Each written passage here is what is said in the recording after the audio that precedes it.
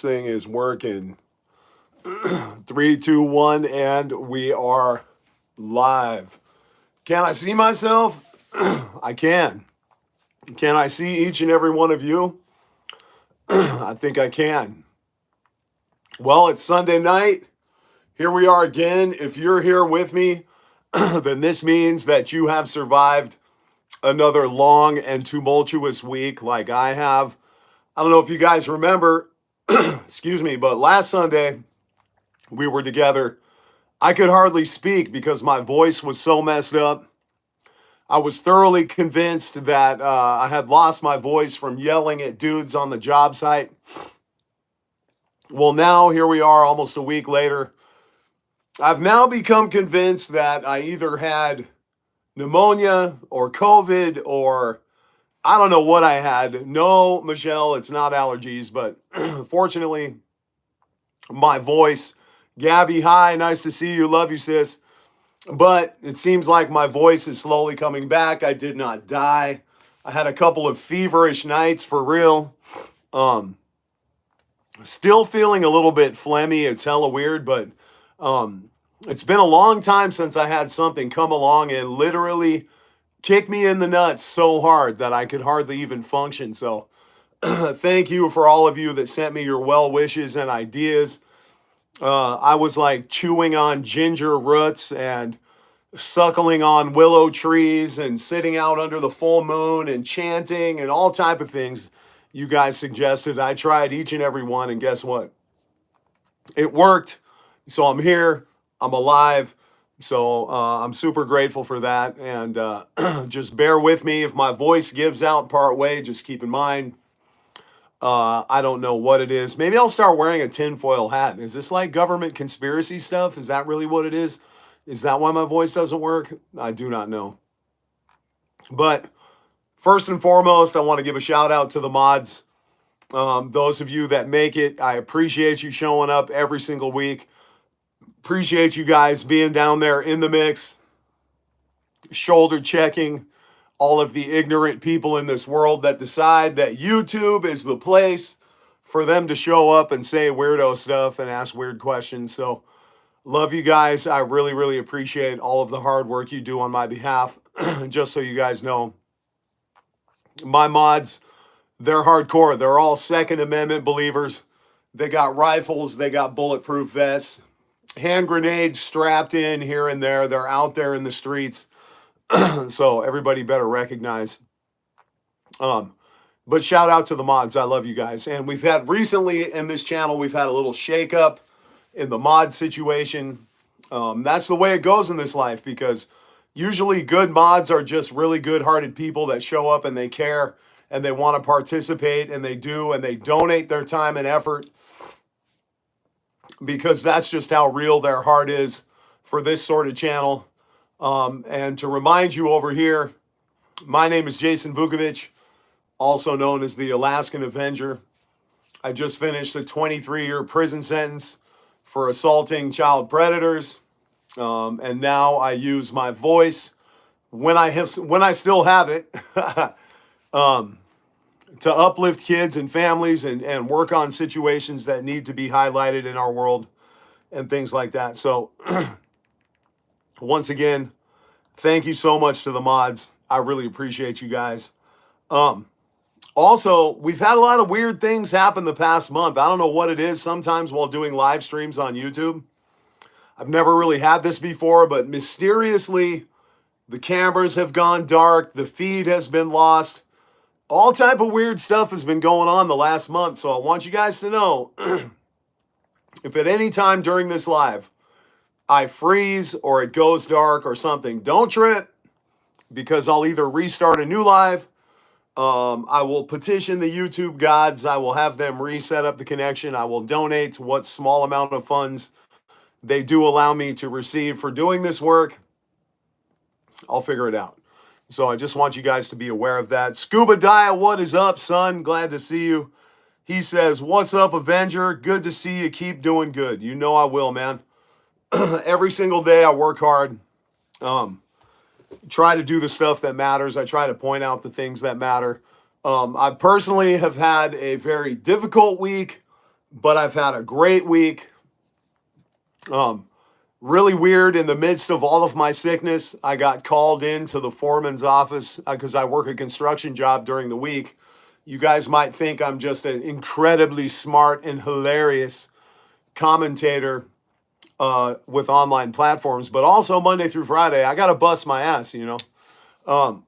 So the foreman summons me into his office. I think it was on Tuesday. And he's very serious. And he's like, bro, I just want you to know, actually, shut the door, please. And I'm like, oh, shit, shut the door. What is going on here? And I think I spent so many years in prison that I'm always used to being in trouble or doing something wrong. And so I'm racking my brain and I'm thinking to myself, damn, I've busted my ass every single day. I've never been late. Like, what did I do wrong? Are they going to fire me? What did I do? So I shut the door and the foreman says, you know what? You're on time every time. You got a good rapport with the owners, the clients, which in this case is Fish and Wildlife, federal employees. Like, shout out to all the Fish and Wildlife employees. But let me tell you, they don't necessarily come aligned with guys that are covered with tattoos fresh out of prison. And I'm all up in their building. So long story short, he says, check it out. Over the course of the next week, the foreman on this job, we're going to get him out of there. You're the new foreman of this job. We're going to give you a little raise. And we would like you to run this job until it's over. So I got promoted. Yay. But I am very honored, and I think it's cool. I work very hard every single day. I do the absolute best that I possibly can. I don't think I'm the best construction guy in the world, but I will say I'm smart and I give a shit. And I care about doing a good job. And apparently all those things matter when you're managing a crew. And my crew likes me. It's really weird. My guys like to work for me. So the past few years of my life, it seems, it reminds me that you can motivate people one of two ways, either the carrot or the stick. And in my life, I'm used to the stick. You're going to do right, or you're going to the hole, or you're not getting out, or your life is going to suck more. So the way that I motivate people is with the carrot. And I tell them, look, man, we're going to bust our ass for 45 minutes, and then we're going to take a 10-minute break. Let's go. And it seems to work. So anyway, your boy got promoted. And, you know, it seems fitting, doesn't it? Because I feel like a boss. So now I'm a boss. Anyway, but yeah, I worked hard for that. Craig Bryant, love you, dog. He says, excuse me, next time you go to the grocery store, can you show us some prices of food up there in Alaska? I hear it's not cheap, but I would like to see for ourselves. If you don't mind, please. Yes, I will, bro. I will do that. And you know, sometime in the last 6 weeks, I actually took everybody to the grocery store. And it was weird because I did a little short in the grocery store, but yes, I will do another one. And I'm walking down the aisle and I walk past this freezer section and I look down, and I'm not even kidding you. I don't know if you guys have seen this before. I've seen like cow tongues, hooves, stuff like that for sale in a grocery store, but this was literally an entire bin of frozen hogs heads, pig heads, a whole freaking thing of them. So perhaps I wasn't raised on the correct side of the tracks. Maybe the house I was in didn't really do exotic cooking. Do you guys eat hogs heads? Is that like a thing? Literally a whole ass head from a hog. First of all, how do you approach it once it's cooked? Like, do you just go right in there and but apparently people are out there eating hogs heads, like a lot of hog head. So anyway, and more scary than that, one of the hog's heads had a very, very, very distinct similarity to one of the girlfriends I had in my lifetime. Don't tell her that. Sorry. They've all been beautiful, each and every one. But I held one up and I was like, I miss you. So anyway, Ubats, What's up, fam? Love you. Ubat says, congrats on the new position. I know you deserved it, brother. I appreciate that, man. And I want you to know, too, that, people seem to think for some unknown reason, well, it's the Alaskan Avenger, bro. He gets special treatment everywhere he goes and stuff like that. Well, actually, the way that it really works is people in different places see me or encounter me, especially people in positions of authority. And it seems like the natural reaction for them is to be like, oh, there's Mr. Special, the hero. Cool. Well, let's bust his ass and see what kind of a hero he really is. So typically, my standard of conduct has to be way up here because people hold me to that standard of conduct. So for me, even on this job site, believe me, I've never missed a single day. I have never tapped out on a single task. I do not complain. I don't whine. I just get up there in the trenches and I kick ass every single day, just like a regular grunt. And the reason why is because you know what I am? I'm a regular old grunt. I do the same work everybody else does every single day. So that's how I got the promotion, literally through work ethic and discipline. And I hope if you're out there and you're a young person and you're listening to any of this, one thing that you can pick up from my life experience, I'm telling you, there is a universal language that transcends every single culture, and it is a good, positive work ethic. If you are on time and you bust your ass, you don't even have to be the best. You don't have to be the best carpenter or the best painter or the best whatever. You can be the most reliable one, and you will get somewhere every single time. So I've only been out of prison a couple of months.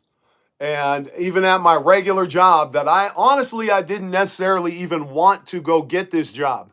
I did it because the DOC required me to go do this job. I'm almost 50 years old. I didn't necessarily want to go make money with my physical body. You know what I'm saying? Get back up on the pole and sit on a bunch of dirty laps to make money. But that's what I'm doing. Slinging a nail gun, slinging a hammer the right way. But I did it. And even in that capacity, which wasn't my preference, which is not necessarily something that I personally really wanted to do, I showed work ethic and discipline, and I've already been promoted and I'm running the job. So anyway, you guys can do that same thing too. I don't care what environment you're in. You can show up and kick ass and show a good work ethic, and you can be running that thing before you know it. So I just want you guys to know that. Divine Spark 313, can I have a stun gun? Why would I want to have a stun gun? Are you kidding me? If anybody dangerous comes near me, I just hit him with the old Avenger look. It's something like, I go like this. And I look at him like this, all crazy, like, really, bro? And then all of a sudden, it all melts away. Yeah, I'm sure I could definitely have a stun gun, a crossbow, you know what I mean? A slingshot. I could have a lot of things. I don't think I'm necessarily much of a kung fu ninja, so to speak. But what I will say is when properly inspired, I can most definitely defend myself. So I'm not really too worried about that on the daily. Granted, if all of the child predators sort of group together in a herd, and they all come for me at once, I might have to shoot some fish in a barrel simultaneously. But that's something that I'm prepared to do. For me, it's worth it. I've been banging on these guys for a long time. I'm not going to stop now. So, I mean, if somebody runs up on me, chances are they are of that breed, so to speak. And your boy's going to defend himself every single time. Trust and believe. In conclusion, I stay ready every single time. I did a lot of time. I know what it means to stay ready. So that's what I do. Rayon88 says, turn the cap backwards for extra badass points. Well, I could do that. I could also still have earrings in and a nice mullet. But when I turned about 30 or 35, I decided it's time for the earrings to come out. You wear your hat the correct direction. and you get a haircut. So sorry, that's not what I'm going to do. Adonis says, can I please join your gang? Yeah, bro. Do I look like a gang member to you? I'm almost 50 years old. If you want to join my gang, we're pretty hardcore. Let me tell you what we do. We show up at work, we go to the gym, and then we come home and do some more work. And then we fall in bed, mostly exhausted at the end of the night. And I do a lot of reading and studying in between all of that. So if you'd like to click up with that gang, it's called the Hard Work Crew. You're welcome to start a chapter where you live. Matter of fact, I will co-sign your chapter any day of the week. I'm with you, all the way with you. So I think that that's hilarious. But actually, I was a prison gang member for a while. I really was. I was in a prison gang, and it took me a long time to ever say yes. So when you get into prison, one of the first thing that happens is all of the local active gangs, if you're a solid dude and you're in on a solid beef, they're trying to actively recruit you. I don't care if it's this one or that one or the other one, especially if you're a white boy and you're not a junkie and you're not a piece of shit. For some reason in white culture, that's rare. Most of the white dudes are scumbag junkies or have a shitty jacket or something like that. I hate to say that about my kind, but it's true. So for a number of years, I was actively pursued and recruited, or attempted to be recruited by a number of different gangs. 3 or 4 years into my prison stretch, I don't know why, but I said yes, and I became the co-founder of one of the largest predominantly white prison gangs in the system. I still had this higher-minded idea about fraternity or gangs, and so I created a 501c3a nonprofit with the name of the gang, and I was the president of that nonprofit, and I had this idea in my mind. I was going to get out of prison and we were going to do positive things for the community, and other gang members were going to come out and participate and everything else. Well, my idealistic vision of what fraternity and brotherhood, a prison gang, could be very soon was popped after a few years. And I started to see and realize, wow, this whole grouping together in prison thing is really just about getting dope into the prison, getting high, and taxing lames to make sure we don't run out of stuff. That's pretty much what it was about. Like, you can only go to so many meetings in prison, group meetings, where 35 or 40 of your brothers are there, and the topic of discussion is a $5 commissary deal or somebody that's $2 short on store. And after a couple of those, I started to think to myself, why am I participating in this again? This is just literally the most childish thing I think I've ever done in my whole life. So I gracefully stepped away from the car. And I told the boys, like, look, man, appreciate each and every one of you. Think you're great, wonderful people. Sometimes you gotta lie, just a little bit. But I'm good, I'm done. And no, this wasn't like some old Italian mafia omerta shit, blood in, blood out. Nobody came in and took my booty or stabbed me to death or anything else.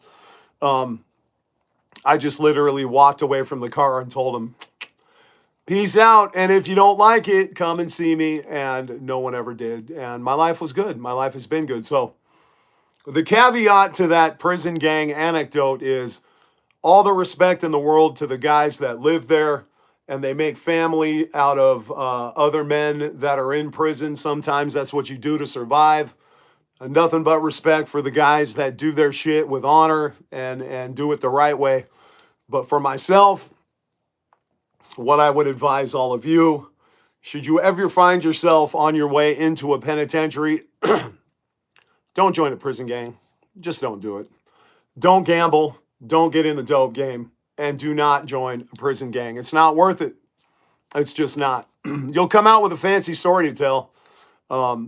And oftentimes you'll also come out with a couple extra different holes in your body that you weren't born with, none of which is pleasant. So, Sansevieria Media, I love you, sis. Thank you so much. She says, the real villains wear ties more often than tattoos. Plenty of creatures who hurt children, don't have a single one. I know that's right. It turns out, and I tell people this all the time during the week, and they ask me questions about necklaces and other things. I tell people all the time, listen, symbols are not evil. Geometric figures are also not evil. People are evil. It is people who do bad things. I don't care what symbols are on your clothes or what you're a part of. If you are an evil person, you tend to behave that way. So Sansevieria Media, I appreciate you pointing that out. You are all the way right, sis. And I'll tell you, some of the most wonderful people that I know, some of the most developed souls that I know are guys that are completely covered in tattoos. A lot of them are murderers that may have killed someone intentionally or accidentally 30 or 40 years ago. And after 30 years in the monastery, they are completely different people. These are polite, contrite, intelligent, humble, insightful people. And I had the rare privilege and benefit of spending time around some of them while I was in the monastery. And I learned a lot. I learned a whole lot. So, Daddy in a caddy, you know what? You and I were like spirit brothers because I'm also in a caddy. So, from one daddy in a caddy to another, he says, you have no stripes, you soft little teddy bear. Thank you, bro. I appreciate that. Anytime you want to come on this channel and you want to send a super chat and sort of low-key insult me while giving me your money, go ahead and do that. Go ahead and do that. And also, it turns out I never saw any daddy with a caddy who did 23 years for a solid beef. So holler at me when you got a solid beef under your belt, and then we'll talk about stripes together. How about that, homie? And actually, I am a soft little teddy bear now, and I embrace that. I'm fine with it. You go ahead and be a hard ass in your shitty little apartment, wherever it is that you live. Kyle, love you, bro. He says, I love your videos. You inspired me to make videos myself. Thank you. Awesome, Kyle. You know what? If you're on the right side of this issue and you've got a voice and you've got the ability to get out there and say something positive and do something positive, then make that stuff happen, man. I recommend that you do. It takes many, many voices to get this message out. It takes a lot of different cultures and a lot of different perspectives. Some people listen to my voice. Some people don't. So I really, really recommend that if you're out there and you feel inspired to start a channel and do your thing, then do it. That's what you got to do.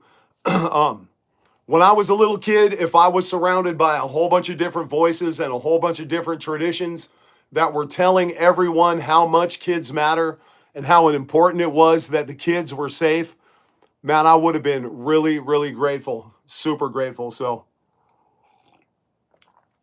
Kyle the Heathen, I see you, homeboy. Thank you for showing up.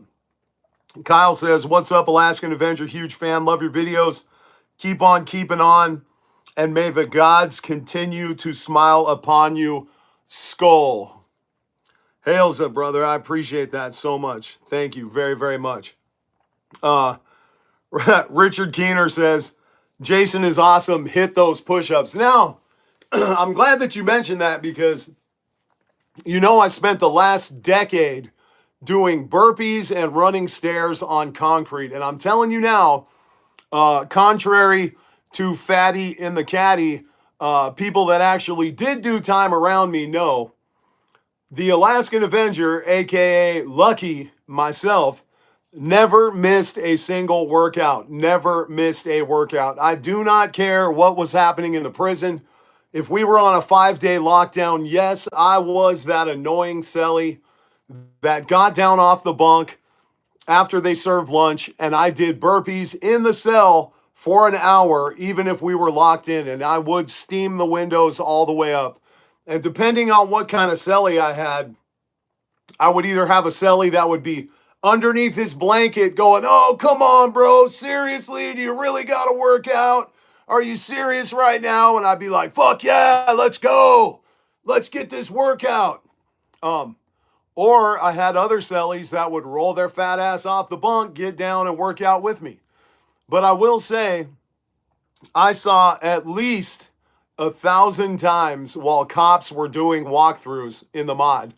They would walk by and stick their face in the window to check on us, and I would be in there, hitting my burpees or hitting my push-ups, and they would just shake their head and keep on going. So there's sort of opposing viewpoints on all of these prison workouts, because I'll tell you right now, after a decade of working out on concrete, I definitely have sore joints and I have sore soft muscle tissue.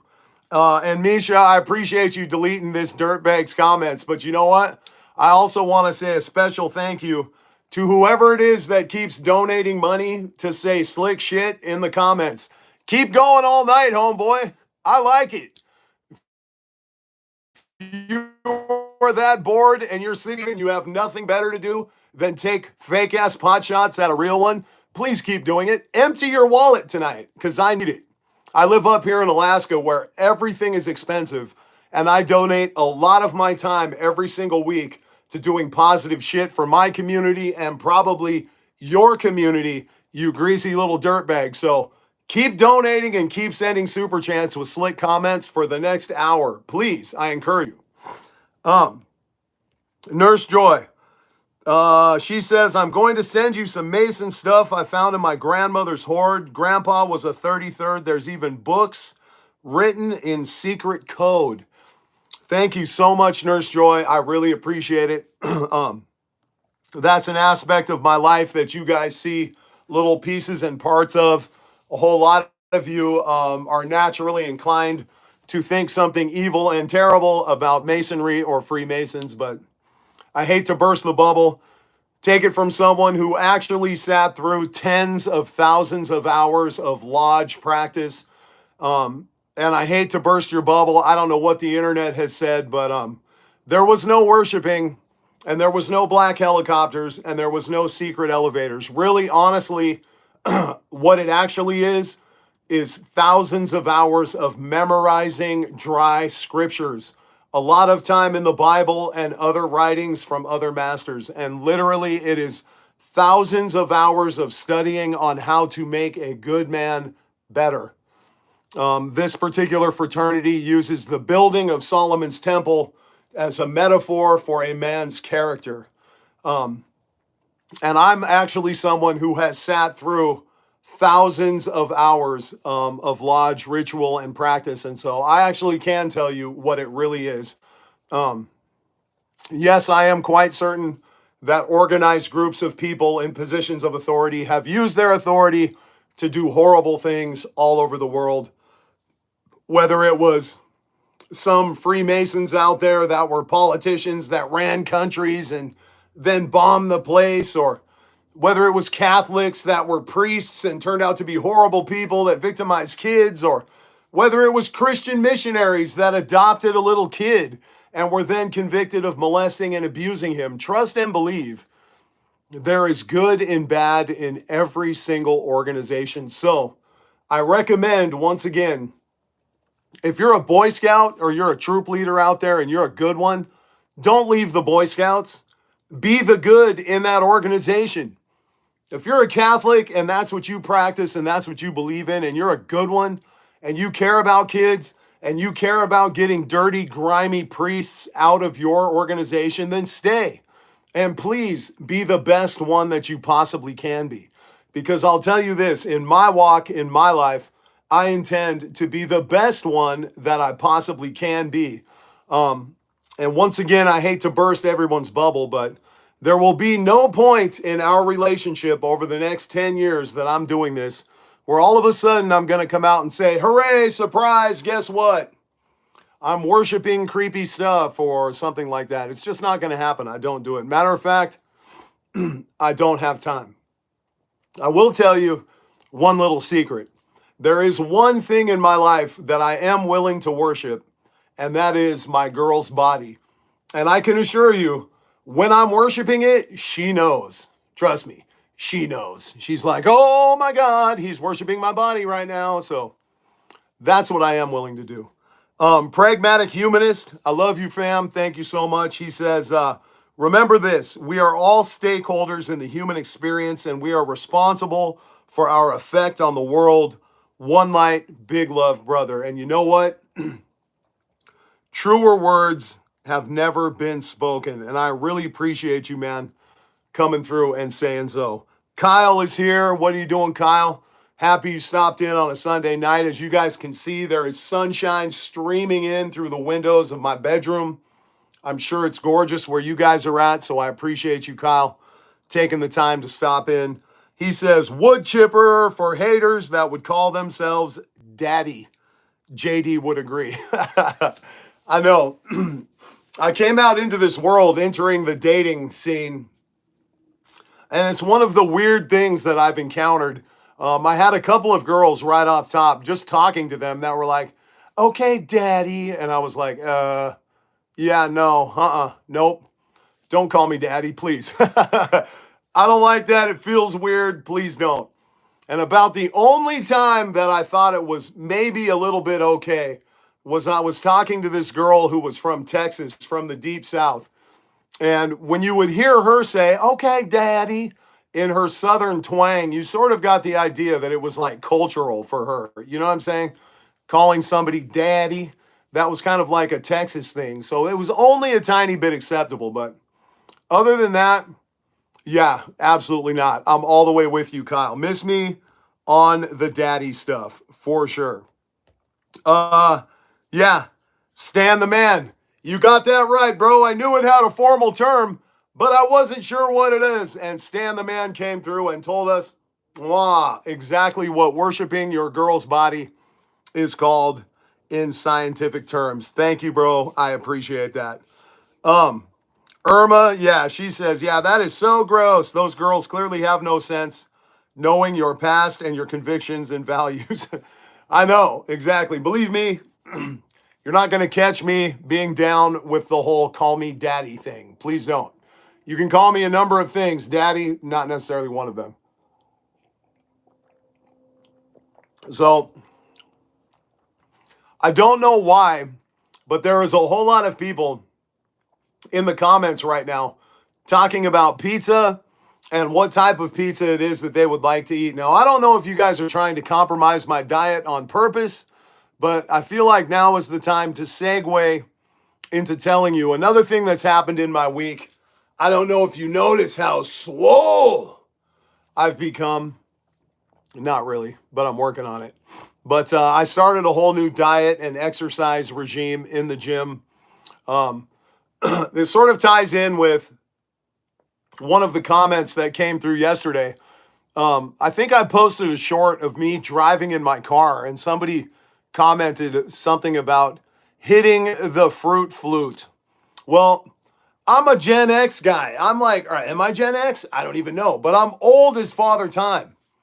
I've been in prison this whole time. So when I saw it, I thought to myself, is this dude talking some gay shit to me? Not that I have a problem with gay people. I would like to put that out here right up front. I have a number of homeboys who are definitely gay, and I respect you and your sexual orientation, whoever you are, as long as it doesn't involve children and you don't do it in front of me. Have a great life. Enjoy yourself. But it turns out a fruit flute, the kid was just saying, hey, I noticed you were hitting the vape while you were driving. I didn't realize that. So I did a whole ass response. And then people told me, hey, dog, I think he was just talking about you hitting your vape. I had no idea. So I've definitely been upping my workout game. Yes, I always remember the cardio, so you guys calm down. I do 20 minutes. I do 2.2 miles on the treadmill. I run before every single workout before I hit the weights. So I'm thinking because my big brother, JD, has already put down the fruit flute. So I'm thinking perhaps sometime in the next month or so, maybe I should stop vaping. What do you guys think? I don't know, because between the White Monster, it tastes so right. It literally gives me life. You know what I mean? Oh my God. between the White Monster and then occasionally having to tie my shoe while I'm doing a live like right now.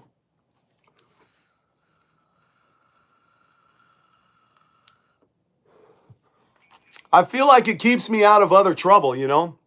It keeps me away from having like impulses or things like I used to smoke weed or I used to do other stuff. So maybe maybe I should quit on the vaping. What do you guys think? So it is a better vice than other stuff. That's right. But I'm going to think about it. And Laura Lee, you better stop talking about popcorn lungs, okay? I don't have popcorn lungs. I might have popcorn. Never mind, I don't. But anyway, so I'm thinking about it. I want you guys to know that it's in my mind. I hate to have my brother, my mentor, be that many steps ahead of me where he literally stopped vaping months ahead of me. That just doesn't seem right. You know what I'm saying? So I might have to stop. Yeah. And definitely that is true. I did have a black fuzz scare throughout the course of the week. So I'd like to remind all of you, turns out it wasn't the brand new boxers. It was the new pair of shorts, and I wore them to bed.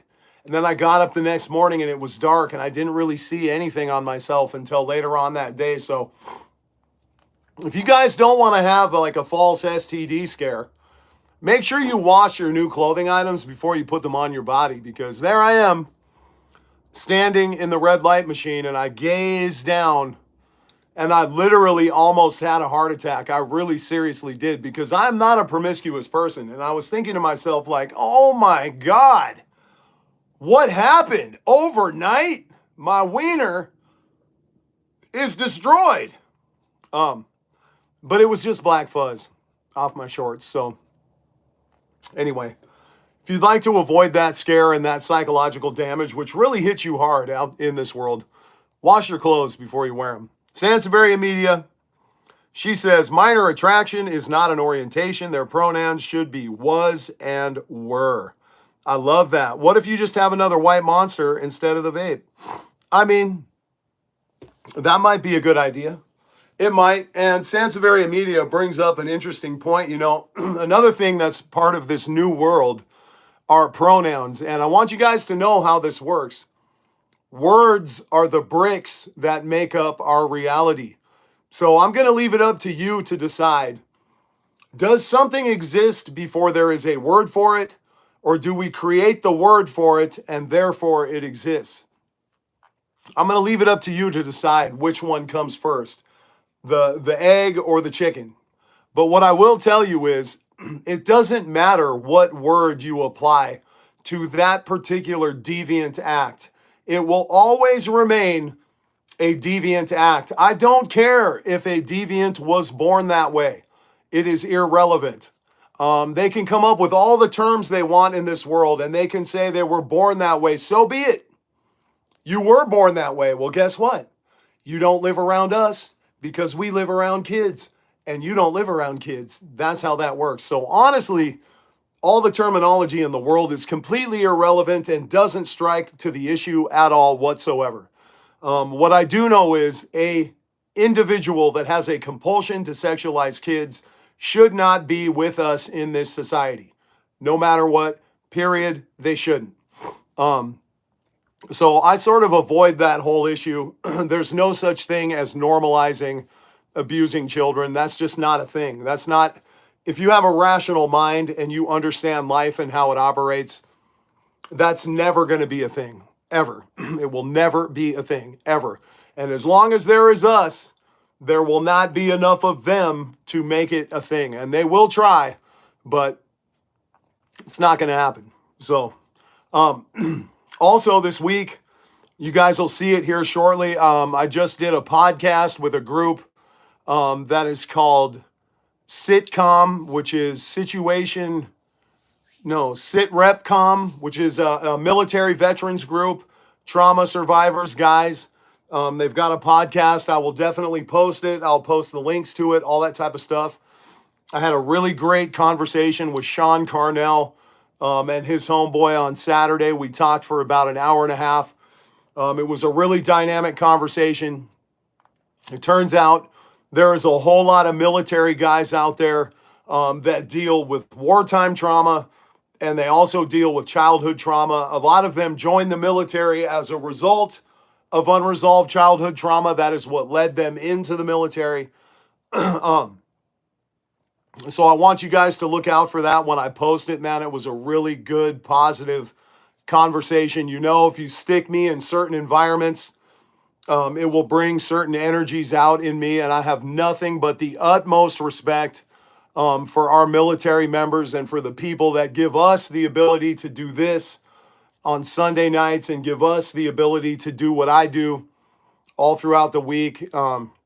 So I felt honored to be on their channel. I felt honored to be a part of that. So you guys just keep an eye out for that. I think sometime in the next 3 or 4 days, they'll have it edited, they'll have it done, they'll send it to me, and I'll post it on all of my platforms. So, excuse me. Please keep an eye out for that because I was really grateful to be a part of that. Another thing that has gone on this week, I'm sure you guys have been watching or you've seen it on the news if you even care to. To be totally honest with you, I personally am a little over the whole Diddy thing, the Diddy trial, the Diddy case. I could be posting a whole lot of shorts about it. If I was in the business of clicks and views and that was my primary thing, I could be posting daily Diddy stuff every single day. But I did find it interesting. Yesterday, they had his girlfriend up on the stand and they grilled her top to bottom, bottom to top. And the defense pulled out a whole record of some of her texts talking about these freak offs, like, oh, I can't wait for the next freak off, or I'm so excited to do whatever. And she was pretty upset and she responded pretty viscerally, saying like she was forced into that stuff. And she didn't want to do it. So my question to you guys that are watching right now is, what do you guys think? Is Cassie like a little pretender and she was willingly participating in these freak offs and getting a ton of money and enjoying herself, and now she's turning on Diddy and trying to get him blamed? Or do you think like I think, which is when you're in the middle of being victimized, I believe you get caught up in what is happening. And I don't think you really are responsible for some of the things you're saying and doing in the midst of the abuse. Because a lot of times you don't know. You don't know. So you really don't know what you're doing. So a lot of times you will say, like I used to tell my stepdad, I love you. I did. And this is in the middle of the years when he was beating me with 2x4s and molesting my brother and I. So this dude theoretically could have produced recordings of me saying that I loved my dad. And so I didn't know what was going on when I was a little kid. I was in the middle of the abuse. So you just never know. Chrissy Mendez is asking me to address Garrett in the comments. Well, if I see something from Garrett that merits a comment, I will. You guys got to understand, man. You're on a live with thousands of people coming through. So I understand if you're on here and you've got an issue. But also everybody else, keep in mind, typically these are people that have already blown me up with 600 emails. I spend a lot of time during my week answering people in crisis, a lot. And a whole lot of the people that are in crisis, and I'm not saying this is you, Garrett, but what I am saying is a lot of people in crisis, I take a lot of time to address their concerns or what's going on with them. And what people don't want to do is they do not want to receive very clear, insightful input. So I don't know what is going on with Garrett. Probably now, Garrett, in the middle of a live is not the time to discuss your deep personal issues if you're having them in your family. What I suggest is that you send me an email. I will take the time to respond to your email. I have a big heart for people that are in crisis, and I always take the time to do so. So if that's what's going on, man, send me an email, man. My email is out there in the world. But I also want you guys to know that I get a lot of angry responses from people who tell me, I sent you 2 emails and you didn't do anything. I'm never going to talk to you again. Goodbye. And it's kind of insulting to me sometimes because I don't think people really realize how much I deal with on the weekly. Every single person that is in crisis, your situation matters to me and you're a part of this family. But you have to understand, I can only do or say so much. Okay? So send me an email. If I get it, I will read it. I will respond to it. That's the best I can tell you, man. And if your heart is hurting or you're going through crisis, think long and hard before you make some decision. I'm going to give you that advice. I made a lot of decisions in my life and I paid a whole lot of consequences for the choices that I made. So I just want to tell you, this is what you got to do. Think long and hard before you take action if you're in crisis, homie. So make sure that you listen to my words because I'm talking to you right now, Garrett. Laura Lee says Cassie was definitely trapped and drugged. I think that she was trapped and I think she was taking drugs. Cash, my memory, he says Cassie was texting for more freak offs. Yeah.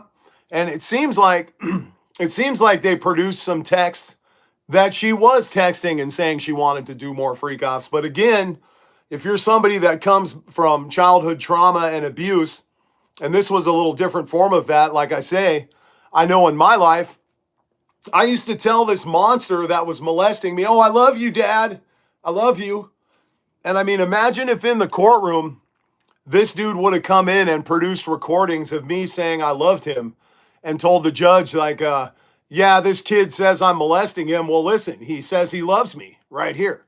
So, I mean, chances are maybe she was caught up in that same thing. I don't know. Let's see. CCC1BMF says, nope, Cassie was strung out. She got $30 million after those freak offs. Did she get paid after the freak offs? Maybe she did. Julie's Guitar, she says she was saying whatever she needed to make him happy. Maybe so. Let me see. Irma Monroy. I'm a 30-year-old woman in LA. I'm fighting a 187. It's a self-defense case. I served 2.5 years in county in solitary. By God's grace, I am out for right now. If it feels right, please pray for me, Jay. Well, you know what? I want you to know, if you survive 2.5 years in solitary, most of the guys I know, when they hit 12 months of solitary confinement, one of two things happened. At the 12-month mark, that's when either mentally they cracked and they were never the same again outside of solitary, or they became mentally very, very, very strong people. So I'm assuming, sis, in your case, that you became strong and you became highly developed. So just know this, you got my respect for making it. And of course, I will keep you in my prayers. Debbie P says, I think Cassie texted that because she didn't want to get her ass beat. Maybe so. That is absolutely maybe so. Sanseveria Media says, Diddy for Gitmo or El Salvador? Yeah, and I mean, in general, like the part I was commenting on was Cassie's participation in what was happening and whether she, had changed her tune now or whatever. But in general, Diddy's got to go. Diddy's got to go, all the way go. And you know what's funny is I actually have some people in New York and they're tied up with the corrections community, law enforcement community, whatever. And they tell me from the jump, there was DoorDash meals, there was special hot meals, family meetings, all types of things that Diddy's been enjoying. So it turns out when you get into the DOC system, even in New York City, when you have unlimited bread, you just spread it around and guess what? You get hot meals, you get to order in, you got special satellite TV in your cell, you got all type of stuff. So you tell me what kind of prison guard is willing to accept money from a scumbag like that to bring him special privileges. Like I'm telling you, I have absolutely no respect for COs that get down like that. I really, really don't. So, it's just insane to me. I personally would not. Stacey Hanley, how long are you on probation? And how long do you have to wear the ankle monitors? So, if I'm not mistaken, I think they gave me 5 years of probation. 5 years, I think. This ankle monitor, I'm still serving the remainder of 3 years of prison time out here on the street. So you may not know this, but right now, I'm in jail right now as we speak. I'm doing prison time out here on the street. So, um, that's what it is. Yeah, Justin had a really great comment. He said, this makes the prison guard on the same level as Diddy, in my opinion. And I couldn't agree more. I totally agree. I think if you're a guard and you mess with people like this, I don't care what kind of money is on the table, I'm going to put you in the same bag as the dirty pedophile or whatever, man. You're the exact same type of person. And you know, what's interesting is all of my years doing prison time, there was a number of COs that got turned. Matter of fact, it was something of a game amongst the inmates, guys that had to live there, guys that had to do a great deal of time. It was literally a game. And the thing is, these people would they would train and hire new prison guards, and they would come into the facility. And guys that were doing long sentences would sit back in the cut, and they would just watch, and they would be like, look right there. She looks lonely. There's a little chubby, little lonely lady who just got a job as a prison guard. And they would start the psychological manipulation right away. Most of the years in my prison experience, guys that pulled COs, it was for love. It was for love. Very strangely, and I personally, it wasn't anytime recently, but years ago when we were in Colorado, they put us in a private prison. I actually had a kitchen steward that was bringing me tobacco and weed. And while everybody else was getting these little cute prison guards and everything else, I'm not even exaggerating when I say I got 400-pound Marilyn who had little greasy glasses, and she used to tuck a Ziploc bag with 10 pouches of tobacco and 2 ounces of chronic underneath one of her belly flaps. And she would come into the kitchen and tell me, come on, follow me. And she would lift up a flap and pull out this gallon Ziploc bag. Blam. And I don't want to tell you what the Ziploc bag smelled like. It wasn't pleasant. But what I will say is old Marilyn was a little soldier. And it was funny because after a couple of times when she brought that to me, she like pressed up against me in the freezer and she was like trying to kiss me. And I told her, oh my God, no, Marilyn, I'm sorry. And I told her, listen, I cannot help you with love. I'm sorry, but I can help you make some money, but I cannot help you with that. And it wasn't until 2 or 3 months into our working relationship, one of the homeboys that was doing life in prison came to work, and I told him, like, bro, you got to help me out with Marilyn because, bro, she is lonely and she is excited, dude. You got to help me, and I can't do it. And I'm not even kidding you. His name was Ernie, and he's like, you know what, bro? I got you. I'm going to take care of it. And literally, I stood there in dry storage at the window watching for COs while he took Marilyn back on one of those bags of flour in the dry storage room. And I don't know if you guys have ever heard somebody vigorously plunging a toilet. But that's what I was listening to, like the sound of someone plunging a toilet for a while. And then this wave of sweaty, sour odor just washed over me. And I was like, like I was going to throw up, for real. And then a couple minutes later, she came out with her glasses all kicked to the side, smile on her face. Happiest old Marilyn you've ever seen in your life. She walked right on out back into the kitchen. And I looked at the homeboy and I told him, you know what, man? You're a soldier, dog, straight up. Like, you are a giant slayer. You're a monster slayer. I don't know how you did it, but you went in there, boom, took her down. Could not believe it. So, anyway, Shout out to the homie who was the giant slayer because he gave her the love that she needed. PNW, definitely the second one. So, Sansevieria Media says she's an occasional DoorDasher and she has delivered to jails. Damn. Well, hopefully when you deliver to a jail, it was for the COs, having a meal. But I'll also tell you this. One time, now I won't tell you what prison this is because I don't want to jeopardize any COs, but there was a shift that was almost exclusively military veterans. Really good guys, man, just good, solid COs. They would bring in movies, not porns, but just movies for the mod, and we would watch them on Friday and Saturday nights.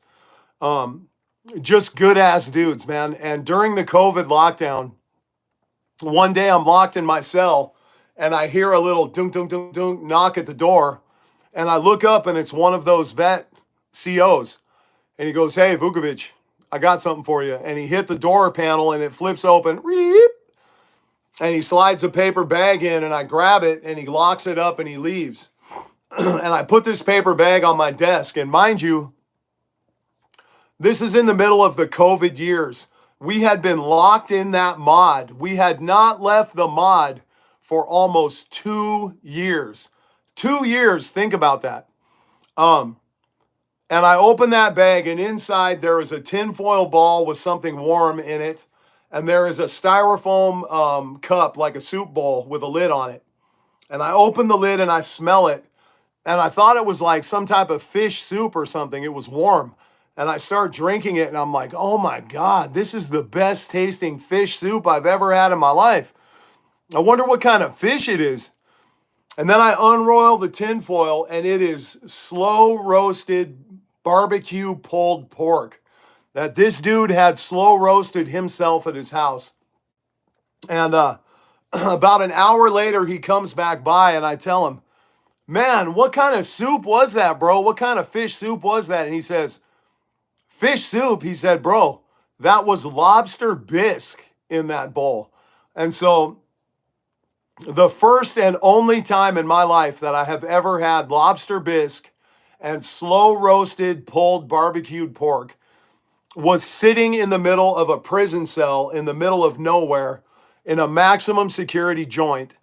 And it was just simply due to the respect of a good CO, man, that saw me doing time and he respected it and brought me something amazing to eat. That was phenomenal. So it really touched my heart, man, and it blessed me because sometimes it's the little things, man. It is the little things. And, guys in there, they want a cop to bring them dope or bring them tobacco or bring me some porn or bring me whatever. But just the fact that he went out of his way to bring me just an amazing meal, you know what I mean? I was blessed and I was humbled and I was grateful. So, yeah, that happened for sure, for sure. Justin Cameron, you know what, dog? If somebody offers you $1 million or you can hang out with me, take the $1 million, bro, and then you can come hang out with me and we'll split it. Are you crazy? Take the $1 million, dog. I'm telling you. Curtis Randall says, "Thank you for everything you did, bro. I wish I have a society that looked at things like you did." Well, and you know what, bro? I will tell you this. There are people out there and there is a society that does look at things the way we do. And this is the place right here. This is the platform right here where we come together and we find each other. I try to do stories that matter. I try to give you a perspective on stories that I think is correct and is from a really intelligent place. And I'm going to continue to do that every single day. You guys see me cracking every single day. It's not going to stop. Which brings to mind, we've talked about a lot of serious things, but I'm going to tell you about something kind of funny. So I did a short and I told you guys about Big Larry. I'm stalked. I'm being stalked right now. I'm being followed and harassed by Big Larry, which is a big ass moose. And just so you know, it's a male moose. The male moose, they go into rut and they grow these giant set of antlers and then they'll knock them off on a tree and it'll take 2 or 3 seasons and they'll grow them back again. It's like toenails on your head. So Big Larry happens to have knocked his big set of antlers off, but he's got nubs. And I work at the Fish and Wildlife building, which is literally only 25 blocks away. So I went outside my work where he was chilling, shot some video. And then I went outside my door the other day, and there's freaking Big Larry right outside my door. And I'm like, oh shit, he followed me home? This is crazy.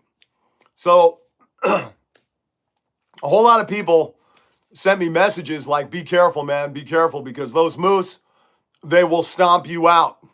And the thing is, most of the male mooses, most of them are relatively docile unless they're in rut. You can be around them, you can get sort of near them, they're not going to attack you. But it's the females that have little calves around. If you happen to walk out and you don't know it's a mama who's got her calf nearby, like, she will come and stomp you all the way out, because the little babies don't have the capacity to run away yet. So mama's on some stand your ground stuff. She will stomp you out. So, excuse me, just yesterday in Alaska, yeah, the moose followed me home, yes.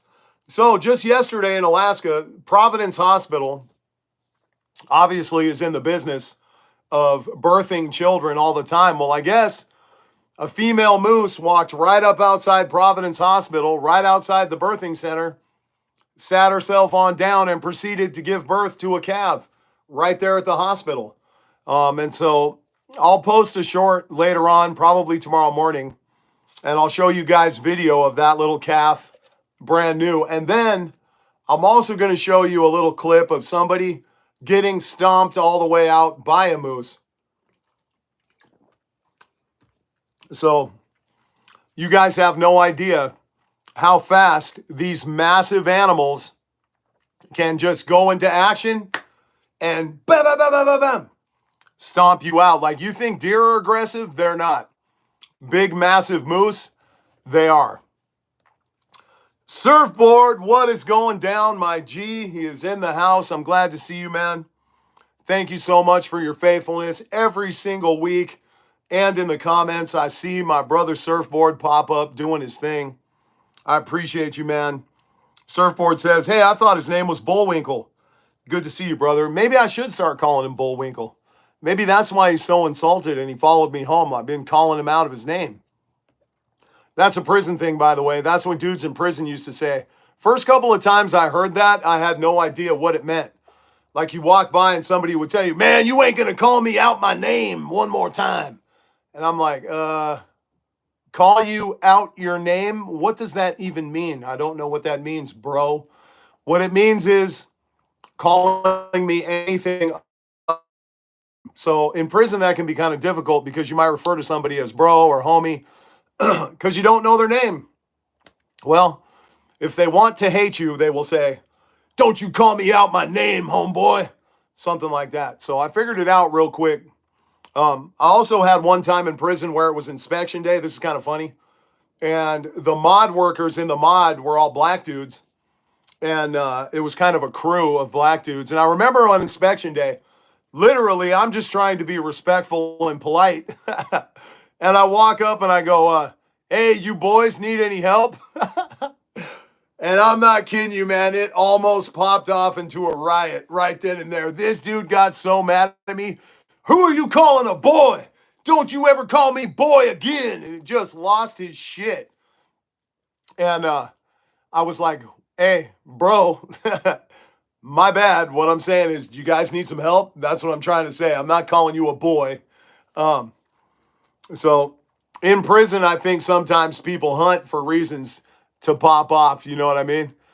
Big Dog, what's up, East Texas? How you doing? Sansevieria Media says, pedo versus female moose in heat might be fun. Yeah, I know.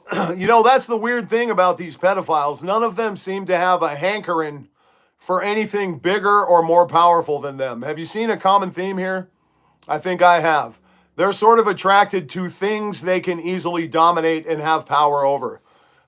So that's why I say you got to miss me with that whole I was born this way. What you were born with is the desire, just like everybody else, to get pleasure out of having power over something. It's just most of us have this thing in our spirit that tells us it's not right, so I'm not doing it. It's not that hard. It's pretty easy. Um, Divine Spark says, my nephews always call me bruh, and I always say, I'm not your bruh. I know, that's another thing. Yankee blood, it was my privilege, man. Appreciate you. Much respect. Um, Nathan Mullins, I do have an email up. I have an email up on every single one of my platforms.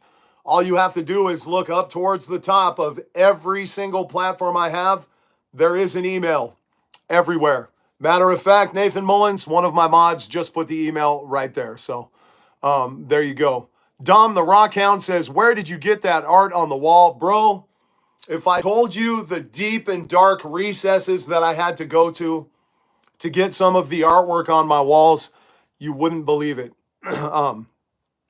To be perfectly candid with you, I live on Walmart and low budget Amazon money. So most of the stuff you see in my home that looks cool, I didn't even buy it myself. I didn't even pick it myself. It was a gift from a loved one that may live in another country or something, and they just sent it to me. Most of the time, I don't even know where it came from. I was just honored and grateful to receive it. So that applies to that right there. Kiyabaka, what's up, brother? Glad to see you. I'm glad you made it. He's been fishing all week, catching all type of stuff out there, and not eating it because it's tough.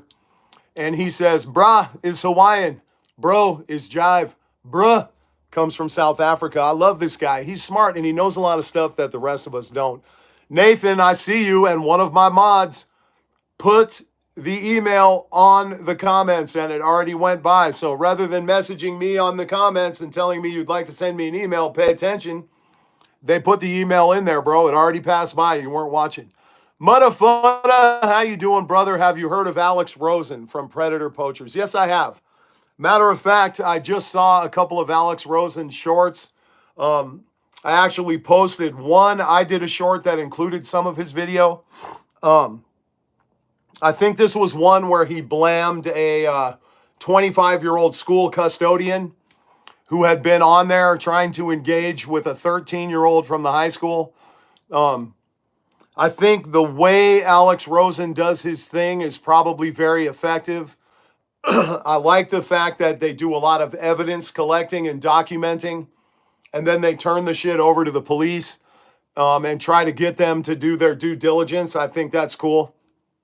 I've also seen a whole lot of instances where the police and their investigators, like, they get on there and they tell people like Alex Rosen, like, please stop doing what you're doing. You're just getting in the middle of our investigations, messing stuff up, which I think is absolutely ridiculous. And I think police departments out there need to be grateful and respect it when community members stand up and they put forth the trash that is in their community wherever they're at. And I encourage you, if you're part of a community group or you're inspired to do things like Alex Rosen is doing, this world needs more of you. This world needs community members to come together, see the trash that is in their midst, and stick it out on the sidewalk so the cops can come and get it. So I think that is very, very important. So, yep, that's right. And I know that all of us, there's a whole bunch of us out here that are on the same page with that. So Creative Concrete Constructions, you're the same one that just asked me if I was still a racist. And now you want to ask me how I feel about Trump. I feel like you're trying to lead me down a certain pathway with your strange questions tonight, bro. Sorry, Sniffle Riffle. I'm allergic to water tonight, but I will be drinking White Monster. Also, Charles O'Donnell, thank you so much, brother. I appreciate it very, very much. James Sardakowski. I did 2 decades in prison straight, and I did not know how to use a smartphone. Was it the same for you? Absolutely, it was the same for me. I literally came out, and my homeboy JD stuck an iPhone and a ring light in my hands, and he told me, I'm going to teach you how to be an online creator. Here you go. And the thing is that I looked at that phone, and I was absolutely dumbfounded right off top, dumbfounded. And it took me 2 or 3 or 4 weeks to get up to speed. To be totally honest with you, I don't even know how to change my screensaver on my phone right now, today, as we speak. So I'm still working on technology, and I'm still learning how to operate things and be as efficient as everybody else around me. But I would encourage you guys, those of you that have done a bunch of prison time, when you get out here into this free world, it's very intimidating. Everything moves really, really fast out here. And what you got to do is jump off the sidewalk, get into the slipstream, and just embrace it and start keeping up with everybody else. You'll get there. You will make it. I've made it. You're going to make it too. Nathan says, how much is a gallon of milk in Alaska? I think I paid yesterday $4.75 for a gallon of milk yesterday. Zax says, shout out to JD. I've been watching him for a while. He's the reason I watch you. 100% appreciate your mindset on numerous topics. Thank you so much. I appreciate that very, very much. And you know what? I got to tell you guys right now, does not matter to me what anybody ever, any place on the face of this earth has to say about my brother JD. This man and his wife Jax went so far out of their way and invested so much time and energy in my success and in me making it when I got out of prison. Gave me every single tool that I needed to succeed. That I will never, ever, ever allow anybody to discredit or disrespect my brother in my presence. That is my brother to the absolute dirt, to the absolute end. And he and Jax will always have a special place in my heart, no matter what. To the dirt, to the bitter end, that's my guy. So I hope everybody understands that for sure. Let me see. Somebody wants to know how much is a gallon of orange juice. To be honest with you, I don't know. I haven't bought a gallon of orange juice. What I will say, Jeff Fountain, one light, brother. Glad to see you. What I will say is that I pay $36 for 20 of these at Costco. 36 bucks. Normally they're $2 a piece, $2.50 a piece. So that's the deal. It gives me life. I have to have it. Sansbury Media. We pay $2.46 to $3.69 in Ohio for milk. And that's probably, they pay that much in between the gunshots and the gang standoffs and everything else that's going off in Ohio right now. And Sansbury Media, I recommend you invest in a bunker or a bulletproof vest, because I'm telling you, man, between Florida and Ohio, it is going down. Like, it is going off for sure. Don Maskery Kowarsk. You have now hyphenated your name, Don, and made it that much more difficult for me to pronounce it correctly, but I will. I promise. She says, just sending a big hug and love from Minnesota.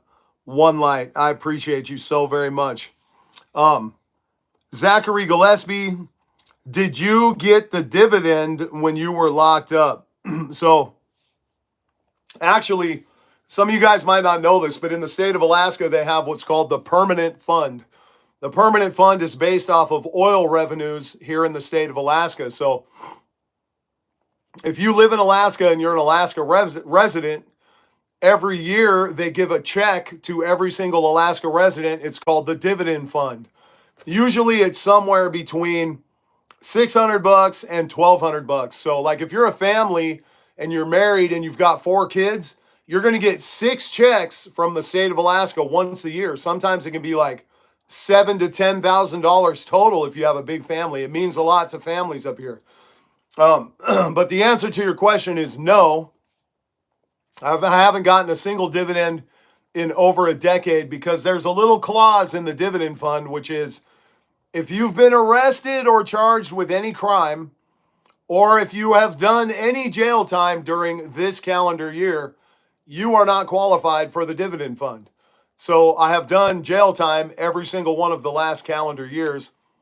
theoretically, I'm still doing jail time right now. So foreseeably, I won't get a dividend for the next 3 years.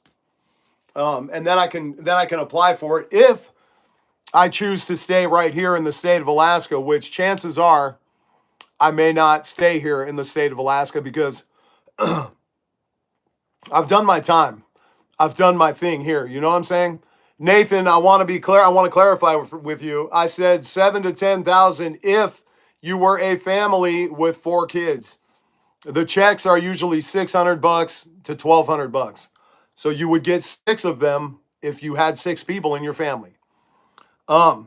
Sansevieria Media says outside of Cleveland and Youngstown is pretty safe. Yeah, outside of Cleveland is pretty safe unless you're a little kid going to school, and then you might have a United States postal worker run up and beat the brakes off of you if you're a little girl on the ground, and then they don't even file charges. It was insane. Did you guys see the short I posted earlier today?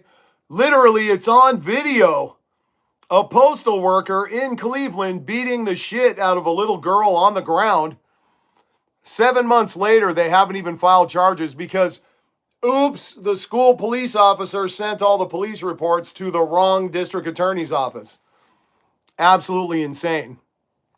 So, yeah. But yeah, I hope you do find peace wherever it is that you're at. Carlos Dick Winmarias, bro, you're my hero. Thank you so much. I appreciate that very, very much. Hey, Surfboard, have a good night, brother, and I appreciate you showing up every single week, and I appreciate you donating to the cause. I know money does not come cheap, easy, or free out there. So every single one of you that's donated tonight, thank you very, very much. That stuff means a lot. It literally allows me to keep doing what I'm doing every single day. Even when these platforms keep the thumb on top of content that actually matters, and they keep the thumb on top of messages that are meaningful, I still stay on it, and it's guys like Surfboard that come through and support it, and Don and others that really make a difference. So thank you so much, brother. I appreciate it. Have a great night. Have a peaceful week. You know what I mean? And I hope you guys do well. Maria Antoinetta says, what in the fuck is wrong with authorities refusing to take responsibility? That's exactly right.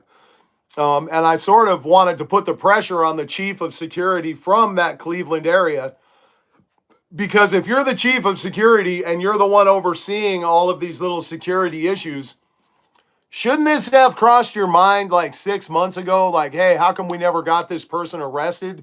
This adult that came on school grounds and beat the brakes off of one of our students? That's his responsibility, man.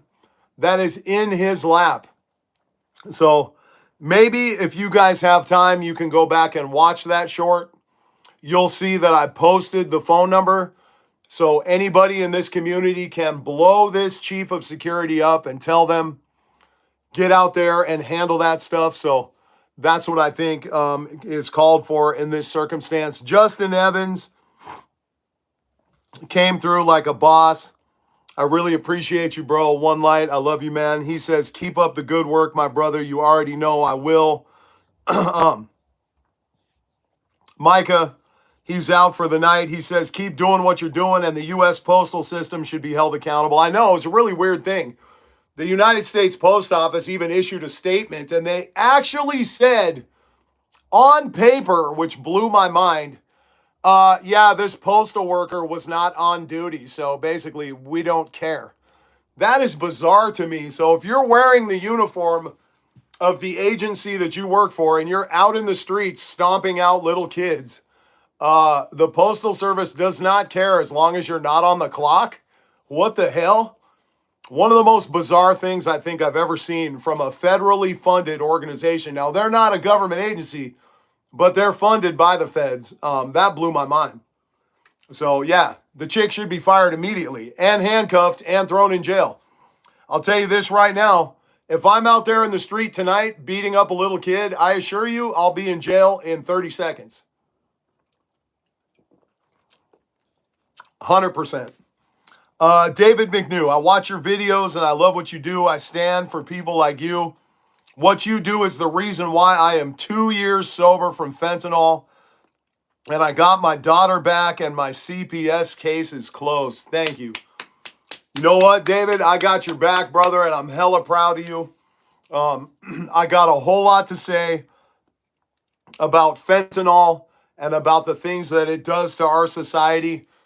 And you know what? If you are one of those guys that was in the trenches with that darkness and you overcame that fentanyl addiction and you now have got your child back and everything else, like, bro, you are a giant.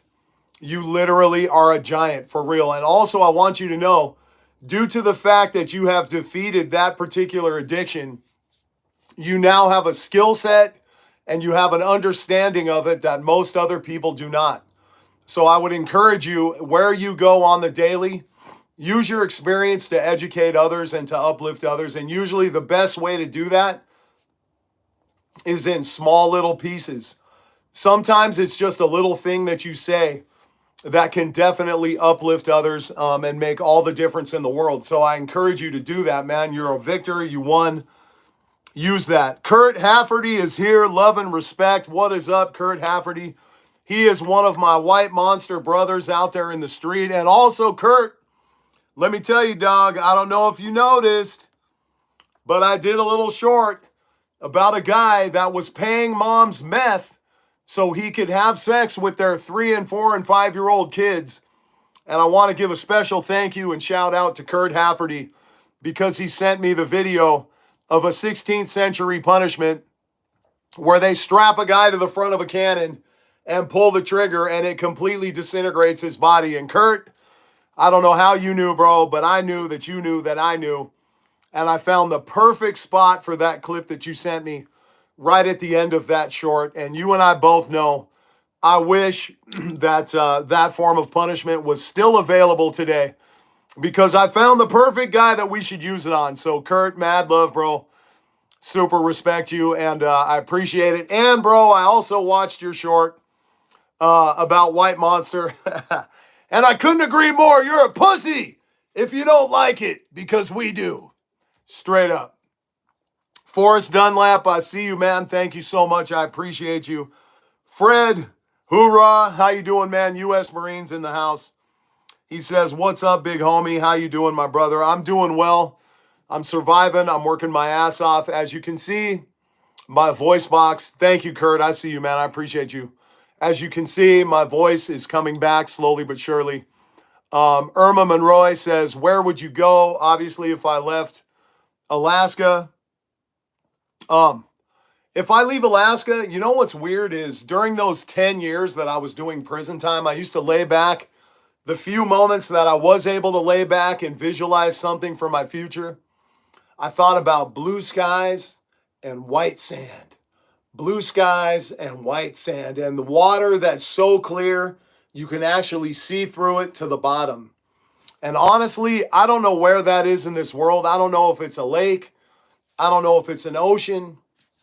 I don't know where it is, but somewhere, someday, sometime, I would like to live somewhere where there's blue skies, white sand, and the water is so clean I can see all the way to the bottom. So I don't know where it is. Nathan says, come to Hawaii. Maybe to Hawaii. I don't know. But, Jonathan Everett, I've heard of you from JD Delay. Appreciate you, brother. Much love to you. I appreciate you showing up. Sansevieria Media says, Scaphism and Brazen Bull are also good. You know, I've read something about the Scaphism, and I'm going to tell you right now, we could go old-fashioned and Blood Eagle, too. But I just thought it was great that Kurt sent me the exact video that I needed to see on the day when I needed to see it, because you guys might not know this, but when you're out here in the street serving prison time, I have to be very careful what I say. I cannot be out here on ankle monitor threatening child predators. I can't be doing any of that type of stuff. So I have to be very careful.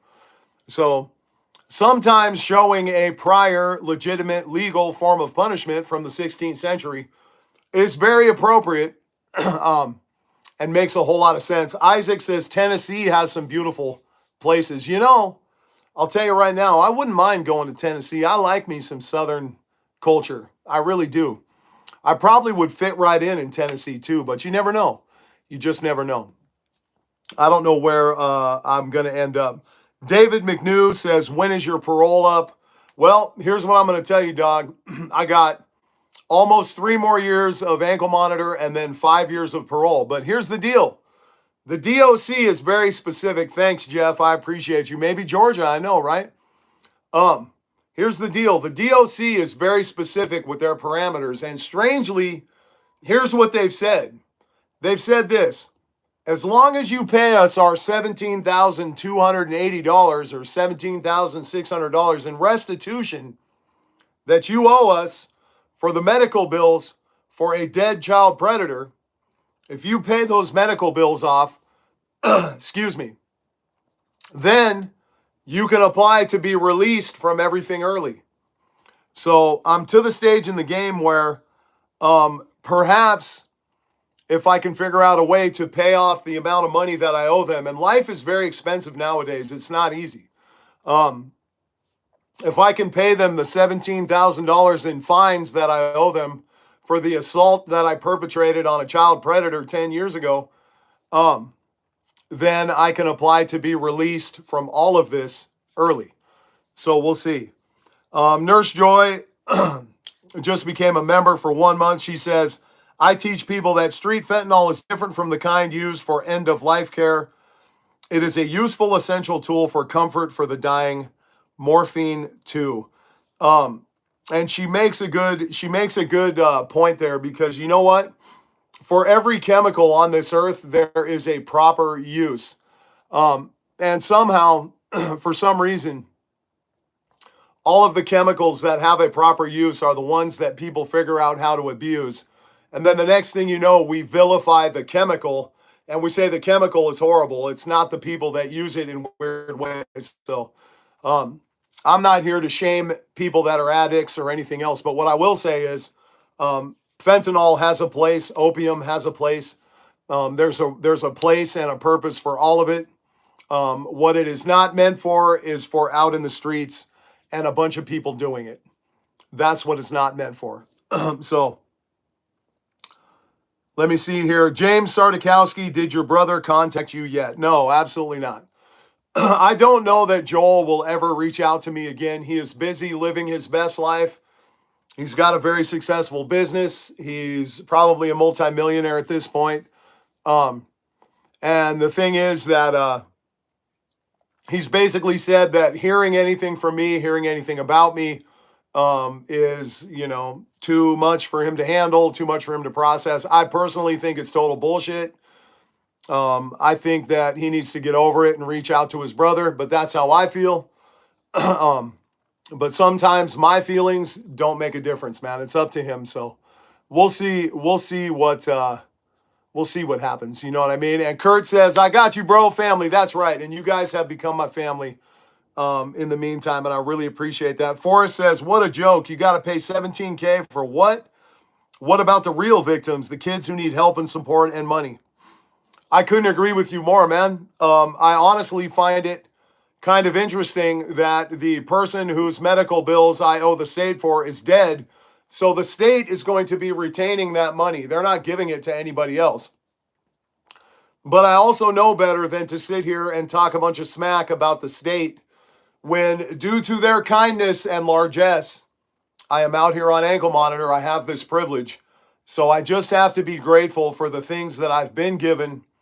And I can leave the outrage to you guys. You guys be outraged on my behalf because I'm not allowed to.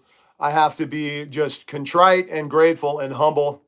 That is the best position for me to be in because it allows me to stay here every single day. So with that being said, we got about 1 minute left. So I want to use that 1 minute to say a couple of special thank yous. I want to thank the guys from Dixon that sent me some really dope ass button-up shirts this week. I want to give a special shout out to Kia Baca for sending me some amazing pearls, rough pearls, and some leather, encouraging me to do something with it, create something with it. So thank you for that, bro.